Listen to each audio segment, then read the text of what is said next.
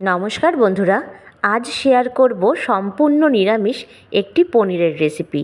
যে কোনো উপোস কিংবা নিরামিষের দিনে, আর সামনে তো পয়লা বৈশাখ আসছেই, তো এই রেসিপিটা চটজলদি 10 মিনিটে বানিয়ে নিতে পারবেন এবং বানাবো ঘরোয়া কিছু মশলায়। চলুন তবে রেসিপিটি শুরু করে নেওয়া যাক। এখানে পনিরের রেসিপিটি বানানোর জন্য 500 গ্রাম পরিমাণ পনির নিয়েছি। এবার পনিরটাকে আমি আমার শেপ অনুযায়ী কেটে নিচ্ছি। আপনারা আপনাদের পছন্দ মতন শেপে পনিরটাকে কেটে নেবেন। সম্পূর্ণ পনিরটা কেটে নেওয়া হয়ে গেলে একটা প্লেটে আমি তুলে নিয়েছি। এখন একটা পাত্রে নিচ্ছি 2 চামচ পরিমাণে পোস্ত, বেশ কিছুটা পরিমাণে কিশমিশ, আর নিয়েছি 10 থেকে 12টা মতন কাজু বাদাম।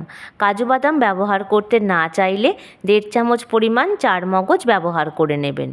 এবার এই সবকটি উপকরণকে শুকনোভাবে গুঁড়ো করে নিয়ে তার সাথেই আমরা নিয়ে নেব 2টো মিডিয়াম সাইজের টমেটোর টুকরো এবং 1 ইঞ্চি মতন আদা।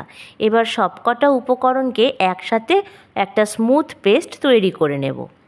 এবার কড়াই বসিয়ে দিয়ে দিলাম সামান্য পরিমাণ তেল, আর দিচ্ছি 1 চামচ পরিমাণে ঘি।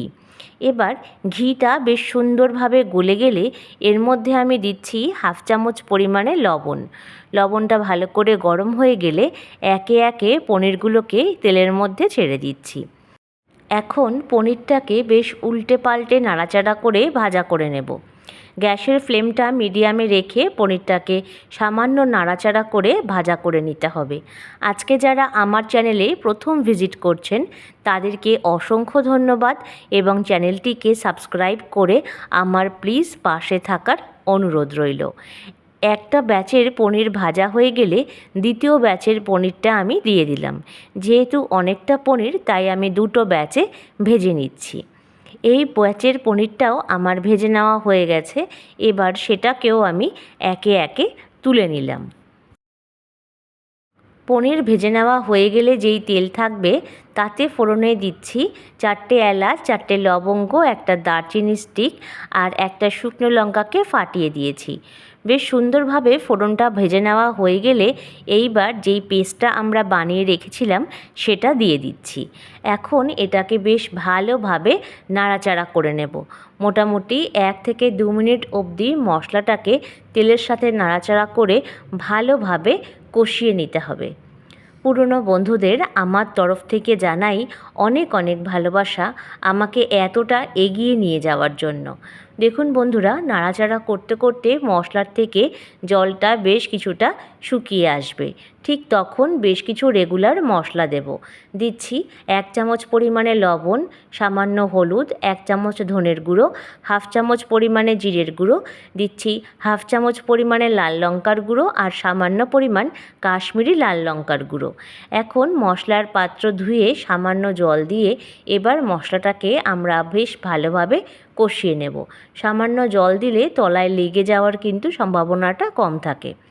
প্রায় 2 থেকে 3 মিনিট মতন মশলাটাকে বেশ ভালোভাবে কষিয়ে নিতে হবে এবং নাড়াচাড়া করতে করতে দেখতে পাবেন তেলটা বেশ সুন্দরভাবে ছাড়তে শুরু করে দিয়েছে। দেখুন, বেশ সুন্দরভাবে কিন্তু তেলটা ছেড়ে এসেছে।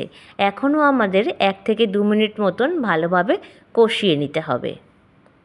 আজকের রেসিপিটা কে কোথা থেকে দেখছেন কমেন্ট বক্সে জানাতে কিন্তু একদম ভুলবেন না।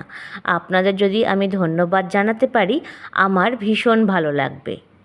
দেখুন বন্ধুরা, এখন কিন্তু মশলাটা সম্পূর্ণ কষে গেছে, তাই মিক্সির পাত্র ধুয়ে সামান্য পরিমাণ জল দিলাম আর তার সাথেই আমি 1 কাপ পরিমাণে দুধ দিচ্ছি। এতে রান্নার টেস্টটা কিন্তু দ্বিগুণ মাত্রা এনে দেয়। এইবার বেশ ভালোভাবে খুন্তির সাহায্যে মশলাটাকে নাড়াচাড়া করে নিতে হবে এবং ফুটতে দিতে হবে। প্রায় 3 থেকে 4 মিনিট পরে বেশ সুন্দরভাবে ফুটে গেছে। এখন পনিরটাকে আমি একে একে এর মধ্যে দিয়ে দিচ্ছি। পনিরটা দিয়ে নেওয়া হয়ে গেলে বেশ ভালোভাবে একবার নাড়াচাড়া করে এটাকে ফুটতে দিতে হবে।